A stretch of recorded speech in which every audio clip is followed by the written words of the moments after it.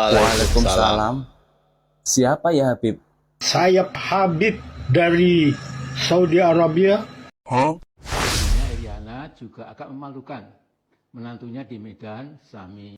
Pak, cocok untuk napuk cangkemmu ge sandal cuk.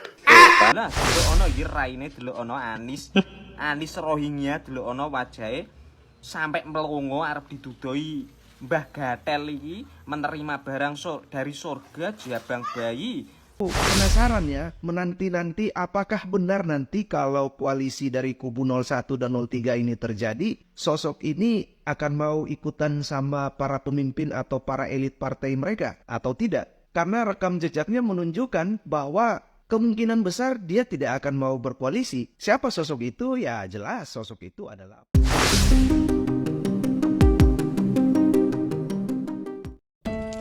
Assalamualaikum warahmatullahi wabarakatuh. Salam sejahtera bagi kita semua. Om Swastiastu, Namo Buddhaya, salam kebajikan. Ya teman-teman, 14 Februari tinggal 1 minggu lebih. Dan saya melihat di media sosial banyak banget ya isu-isu yang berkembang. Banyak banget berita-berita yang seliweran yang kalau saya simak ini secara faktanya masih dipertanyakan. Ya, dan teman-teman pun juga mungkin pasti tahu lah ya. Apalagi menjelang debat nanti yang terakhir, yang nanti tentunya kita akan menunggu kejutan apa lagi ya, narasi apa lagi, isu apa lagi yang akan mereka mainkan ya. Tapi sebenarnya yang ingin saya bahas adalah ada satu video dari salah satu netizen yang membahas seorang tokoh politik yang saya secara pribadi pun sangat mengagumi beliau. Saya ngefans sama beliau dan saya pun juga sama masih bertanya-tanya ya. Masih bertanya-tanya apakah sikap beliau ke depannya seperti apa, karena memang sampai saat ini pun beliau memang jarang ya dipublish, jarang berbicara di publik, secara beliau sampai sekarang masih menjabat di BUMN. Saya yakin teman-teman juga tahu siapa orangnya. Oke, kalau gitu kita lihat aja dulu videonya seperti apa. Namun jangan lupa teman-teman ya untuk subscribe channel update supaya saya bisa lebih semangat lagi dalam memberikan informasi dunia politik, khususnya Pilpres 2024. Selamat menyaksikan. Assalamualaikum.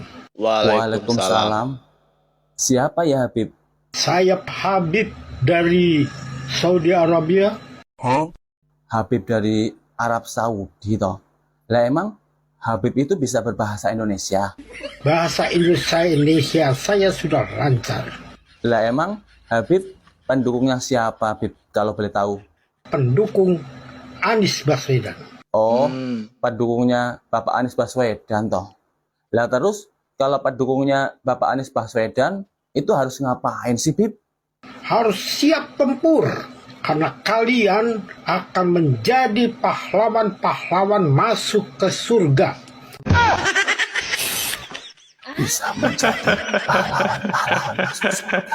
Aduh, ada baik. Maksudnya gimana ya Bib? Kok bisa menjadi pahlawan-pahlawan masuk surga? Kurang paham saya Bib. Apabila Anies Baswedan bisa menang total di tahun 2024. Oh, jadi kalau Pak Anies menang, pendukung-pendukungnya itu bisa masuk surga, gitu Bib.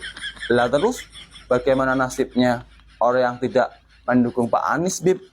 Yang tidak membantu Anies akan terkutuk dan masuk neraka jahanam.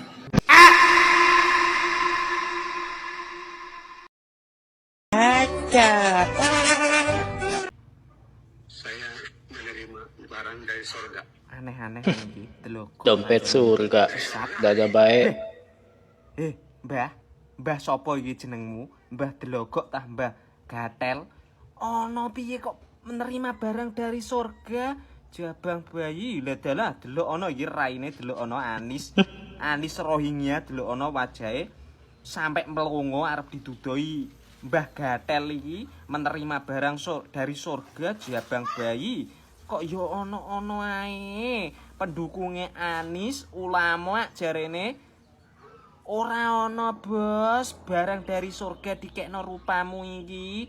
Lah wong sekelas para nabi to sing diwenehi wahyu Iki sekelas Nabi Muhammad sing menerima wahyu pertama kali sing diantarkan malaikat Jibril ning Gua Hira. Kuwi roh wujude malaikat Jibril sing dibacakan Iqra bacalah sampai diulang 3 kali. Kuwi balik mulih lho ndrodok. Kuwi sekelas Nabi adem panas awake. Lah kowe iki kurire sapa sing ngeterno ke surga? Kurirnya siapa? Aneh-aneh kowe iki sesat kowe iki sampai mengatasnamakan barang dari surga. Sopo sing ngeterno iki, Bos? Ulama model apa ngene iki? Kiai model apa ngene iki? Jabang bayi bermodalkan sorban dan jubah nek ngene iki. Ngene kok ijek ana sing percaya sampai do guyang-guyu lha wong sekelas gur dompet ning pasar 15.000-an lho yo entuk kok ngaku-ngaku barang kok surga peh tulisane S. Stres kuwi es jabang bayi lah dalah wong iki. Ana sing percaya pisan, Masya Allah. Masya Allah. Ibunya Iriana juga agak memalukan. Menantunya di Medan sami. Pak. Cocok mentor napuk cangkemmu ge sandal cuk. Anis satu putaran. Anis satu putaran. Satu putaran. Satu putaran. Setengah putaran, bersihkan sel kulit mati dan kotoran. Tar putar di wajah, bilas Prabowo Gibran. Bilas Prabowo Gibran. Prabowo itu jangankan dekat dengan ulama, lawang soal ibadah aja dia nggak jelas gitu. Halo Bung, saya mengingatkan kembali setiap Anda muncul akan berhadapan dengan saya. Sampai kapanpun ya. Jadi saya ingatkan, kenapa ibadah seseorang kamu bawa-bawa gitu loh. Dan ini lucunya selalu nomor 2. Nggak ada kan di dalam otak dan pikiranmu tuh kebaikan nomor 2 itu. Ingat ya, mulutmu adalah harimaumu. Suatu ketika ya, apa yang kamu sampaikan akan mendapat balasan yang setimpal. Entah itu bentuknya apa, tapi catatan publik dari mulai awal sampai akhir kamu selalu mengungkap keburukannya nomor 2. Dan itu belum tentu semuanya benar. Saya ingatkan nih saudara nih, kita sama anak bangsa ya.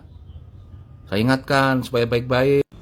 Segala macam cara dilakukan, semua upaya mereka kerahkan untuk menghalau dan menggagalkan Gibran Rakabuming Raka. Kenapa? Karena Gibran Rakabuming Raka terlalu berbahaya apabila dibiarkan. Dia akan terus bergerak dan akan terus mendulang kekuatan, akan terus meraih simpatik, dan yang paling terpenting, dia akan mampu merangkul anak muda se-Indonesia yang jumlahnya 52% penyumbang suara tahun 2024. Wow, 127 juta suara. Apabila mampu dievakuasi oleh Gibran 80% saja, maka itu cukup untuk memukul mundur lawan-lawannya. Dan ini sangat berbahaya, sehingga seluruh cara dilakukan, seluruh kekuatan dikerahkan hanya untuk menghalangi anak kemarin sore ini. Tapi ingat satu hal, bahwa kami ya, para pendukung, para relawan, terutama kami di GP08, kami menonton semua ini. Kami sedang membiarkan kalian melakukan semua cara untuk menghalang-halangi dan menghalau. Dengan semua cara yang licik kalian akan lakukan. Tapi ingat satu hal, bahwa ketika terjadi apa-apa, ketika kalian bebas berekspresi untuk menzolimi, menghina, membuli, sekaligus menghalangi hak demokrasi seorang Gibran, maka kami akan katakan bahwa Gibran tidak sendiri, kami ada di belakangnya. Ya, ratusan ribu, bahkan jutaan orang ada di belakang Gibran Rakabuming Raka yang akan membelanya. Kami pastikan jika terjadi sesuatu dengan cara-cara licik yang kalian lakukan terhadap Gibran, maka kita akan berhadapan-hadapan. Saya pastikan GP08 akan turun ke jalan dengan kekuatan full, dan kita akan bertarung, dan kita akan melihat siapa sebenarnya yang licik, siapa sebenarnya pengkhianat bangsa ini, siapa sebenarnya orang-orang yang bermain di balik semua ini dan merusak eksistensi demokrasi di bangsa ini. Ya, cukup sudah. Kami GP08 adalah barisan pembela Pak Prabowo.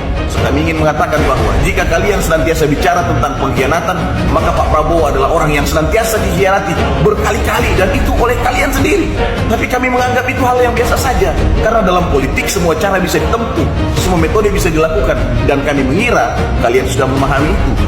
Sangat disayangkan kalian yang sudah malang melintang di dunia politik, tapi kok bisa kebakaran jenggot hanya terhadap anak kemarin sore ini. Beberapa hari yang lalu saya itu bikin VT. Videonya itu berisi tentang rasa penasaran saya untuk melihat suatu hal menarik di balik isu berkoalisinya kubu Capres 01 ya dan 03 antara kubu Pak Anies Baswedan dan juga kubu Ganjar Pranowo. Di video itu saya menyebutkan saya sangat ingin menunggu untuk melihat bagaimana reaksi dari orang-orang yang dahulunya mereka itu diketahui oleh publik sebagai militan Jokowi seperti Denny Siregar, Eko Kuntadi, Guntur Romli, dan masih banyak lagi. Namun hari ini kita semua akhirnya menjadi tahu bahwa mereka itu tidaklah semilitan yang kita kira. Karena begitu Presiden Jokowi tidak lagi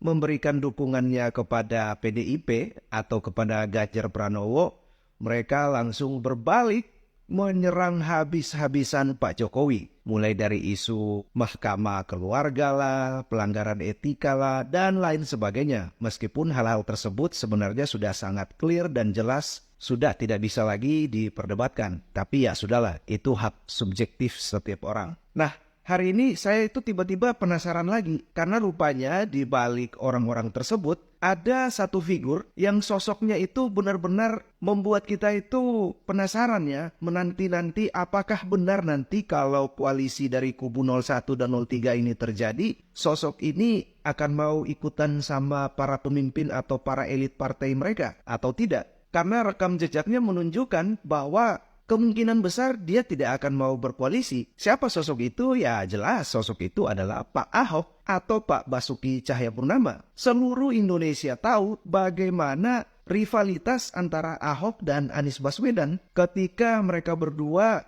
ada dalam pertarungan gubernur di tahun 2017 ya, gubernur Jakarta. Nah ini yang membuat saya itu semakin penasaran apakah benar nanti kalau kubu 01 dan 03 ini berkoalisi, si Pak Ahok ini bakal ngikutin perintah elit partainya atau keputusan elit partainya atau tidak. Karena kalau sampai Pak Ahok ini mau berkoalisi dengan Anies Baswedan, bagi saya ini sebuah hal yang luar biasa. Kita semua tahu bahwa Pak Ahok dan Pak Anies Baswedan itu adalah dua figur yang jalan politiknya itu jelas-jelas berbeda. Anies Baswedan adalah figur yang selalu mengobrol janji, sementara si Pak Ahok ini adalah orang yang selalu mengedepankan strategi dalam setiap kebijakan politiknya ketika masih menjadi gubernur. Makanya saya penasaran sekali nih menanti tanggal 14 Februari. Kalau pasangan Prabowo Gibran berhasil menang satu putaran, berarti ya koalisi antara Ahok dan Anies Baswedan kemungkinan besar tidak akan terjadi. Tapi kalau sampai 2 putaran, ini yang menarik kita tunggu. Ahok akan berkoalisi dengan Anies dan juga akan berkoalisi dengan partai PKS. Partai yang jelas-jelas mencekal karir politik dari Ahok dengan mengizinkan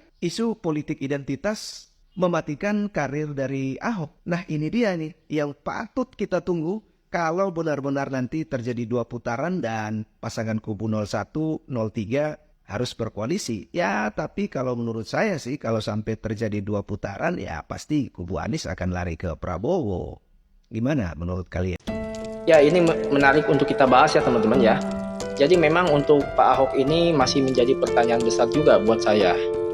Secara sekarang dia masih menjadi salah satu anggota partai PDI, dan nanti jika bergabung apakah Pak Ahok akan ikut atau tidak, menurut pandangan saya gak yakin Pak Ahok akan ikut.